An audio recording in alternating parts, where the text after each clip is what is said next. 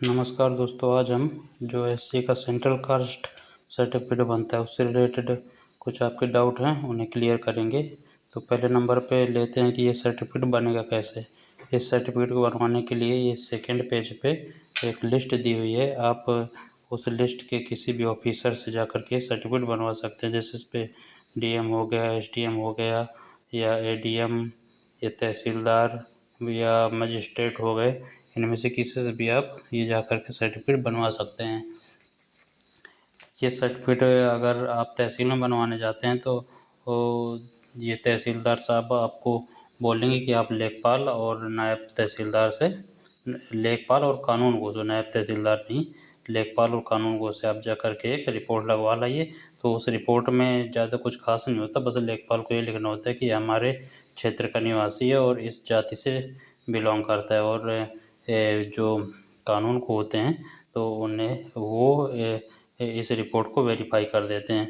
इसके बाद ये जो वो परफॉर्मा है, ये तहसीलदार या एसडीएम या आप जिससे भी बनवा रहे होंगे तो उसके पास जाएगा और वो अपने साइन और मोहर कर देंगे तो ये आपका बन के तैयार हो जाएगा। बस इतना ही होता है। कई स्टेट्स में ये ऑनलाइन भी बनता है, लोग बताते हैं। और अगर ऑनलाइन बनता हो तो आप बनवा सकते हैं। ये आपका सर्टिफिकेट यही है या कोई और है, तो आप ये जानने के लिए आप उस पे देखेंगे कि इस पे हम ये कॉन्स्टिट्यूशन अमेंडमेंट्स बहुत सारे पड़े रहते हैं। इस पे आप देखेंगे कि लेटेस्ट जो एससी के रिगार्डिंग हो 2007 का जो संविधान संशोधन है वो उस तक का कम से कम अभी होना चाहिए।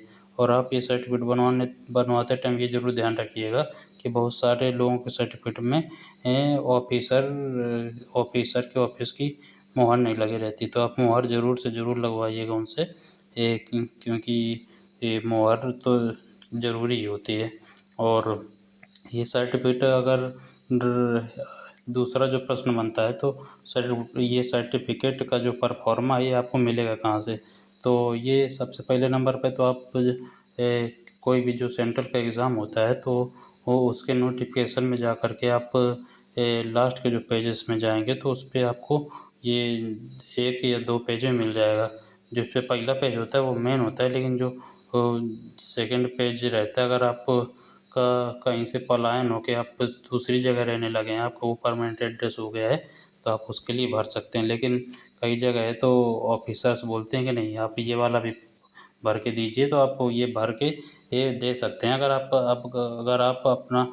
आपका पलायन नहीं भी हुआ तब भी आप भर के दे सकते हैं, क्योंकि ये अगर आप भर के दे भी देंगे तो आपने डाला तो वही सेम एड्रेस पहले वाला ही ना, तो इस पर भी कोई दिक्कत वाली बात नहीं। अगर वो बोले तो आप भर के दे दीजिएगा। और ये अगर इस पे अगर डेट की बात करें कि जैसे फॉर्म भरा जाता है तो फॉर्म भरते टाइम उस पे डेट मांगता है कि किस डेट का सर्टिफिकेट है, या डेट मांगता है और सर्टिफिकेट नंबर मांगता है। तो अगर वैसे जो ऑफलाइन बनता है तो उस पर सर्टिफिकेट नंबर नहीं दिया रहता। उस पर आप ये नीचे जो मैंने ब्लर कर रखा है उस पर आप देखेंगे कि सबसे फर्स्ट नंबर पे मैं आपको बता देता हूँ, इस पर आख्या क्रमांक लिखा है।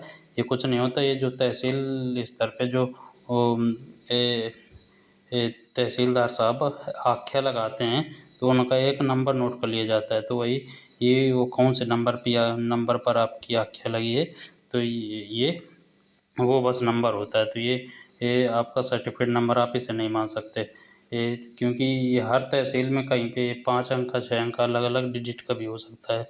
और इस पे ये राजस्व निरीक्षक की आख्या दिनांक लिखी रहती है, किस डेट को राजस्व निरीक्षक ने इस पे आख्या लगाई, और जाति प्रमाण पत्र क्रमांक दिया रहेगा, जो स्टेट का कास्ट सर्टिफिकेट रहता है उसका नंबर दिया रहता है। तो आप अगर फॉर्म भरते हैं और अगर आपको समझ में नहीं आ रहा है तो आप स्टेट वाला कास्ट सर्टिफिकेट नंबर ही डाल सकते हैं। जब आपका डॉक्यूमेंट वेरिफिकेशन होगा तो आप अपना स्टेट वाला कास्ट सर्टिफिकेट और सेंट्रल वाला दोनों साथ में लेकर के जाइएगा, तो आपको कोई दिक्कत नहीं होगा, आपका आराम से सिलेक्शन हो जाएगा।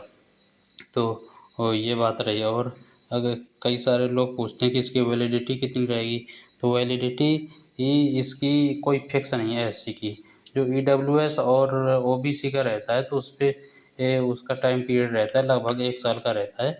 लेकिन एससी में ऐसा कुछ फिक्स नहीं है। एससी में आप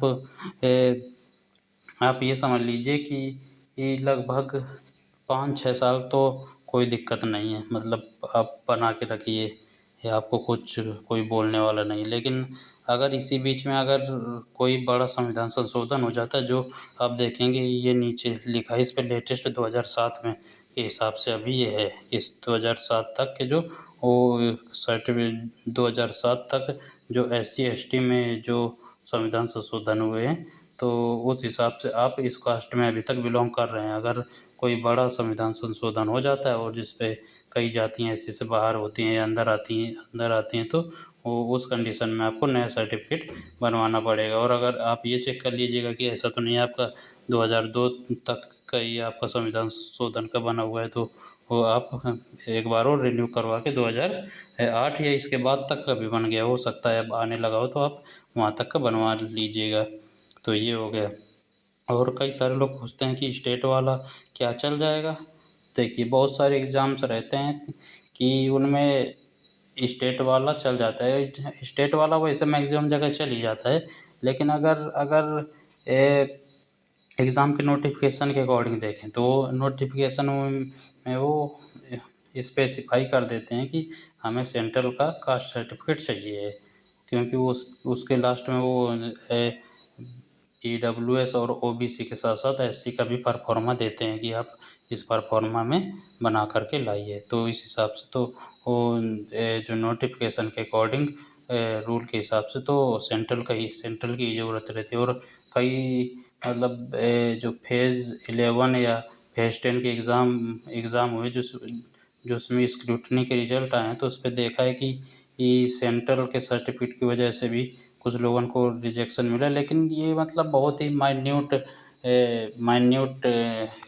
केसेस में मिला है, तो वैसे अब बहुत ज़्यादा ही चांस है कि आपका स्टेट वाला ही चल जाता है।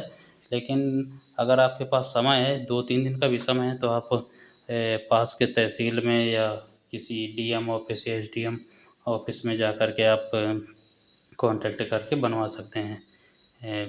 कोई फीस वीस नहीं लगती, आपका फ्री ऑफ कॉस्ट ये बन जाता है बस। और समय भी ज़्यादा नहीं लगता अगर आप को सभी लोग मतलब तहसीलदार और लेखपाल और कानून को अगर एक साथ मिल गए तो आपका ये विदिन 2 घंटे में बन के तैयार हो सकता है। अगर आपको और कोई डाउट हो तो आप कमेंट सेक्शन में बताइएगा, उसका ज़रूर जवाब दूंगा। बाकी चैनल को सब्सक्राइब करिएगा। धन्यवाद।